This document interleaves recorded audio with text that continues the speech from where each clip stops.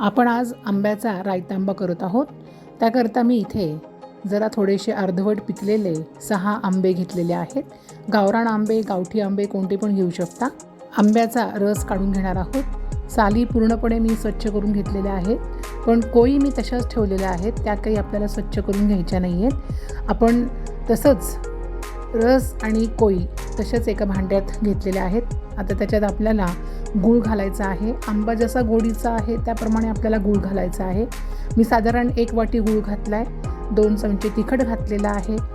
1 चमचा हळद घातलेली आहे आणि चवीनुसार मीठ घातलेलं आहे. आता हे सर्व एकत्र करून आपल्याला गॅसवर शिजवायला ठेवायचं आहे. व्यवस्थित एकत्र मिक्स करून घ्या. आता मिक्स करून झाल्यानंतर इथे जरा थोडंसं आपल्याला घट्ट दिसत आहे, तर मी 1 ग्लास पाणी टाकणार आहे आणि परत एकदा मिक्स करून आपण हे गॅसवर शिजवायला ठेवणार आहोत. आपल्याला पाणी अशासाठी घालायचं आहे की आपल्याला हे उकळायला ठेवायचं आहे. 15 ते 20 मिनिटं आपण छान त्याला उकळी येईपर्यंत, त्या कोई शिजेपर्यंत ठेवणार आहोत. त्यासाठी इथे आपण पाणी घातलेलं आहे.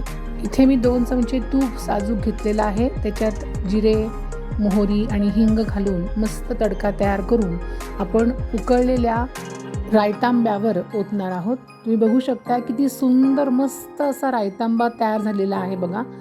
आणि आता हा उकळू द्यायचा आहे आपल्याला छान 15-20 मिनिटं. बघू शकताय मधनं आपल्याला इथे हलवायचं आहे. बघू शकता किती सुंदर कलर आलेला आहे आणि फोडणीचा पण इतका सुगंध सुटलेला आहे. खूप खमंग आपला रायतांबा तयार होणार आहे. आता इथे बघा मी गॅस बंद केलेला आहे. 20 मिनिटं झालेली आहेत आणि कोईमध्ये पूर्ण तिखट, मीठ, गूळ सगळं असं छान उतरलेलं आहे. त्याचा इतका सुंदर स्वाद लागतो, आंबट, गोड आणि तिखट. तुम्ही नक्की करून बघा. आपला इथे रायतांबा तयार आहे. इथं मी सर्व करत आहे. तुम्ही पोळीबरोबर खाऊ शकता. मला तर रायतांबा नुसता खायलाच खूप आवडतो. तुम्ही नक्की ट्राय करून बघा. थँक्यू.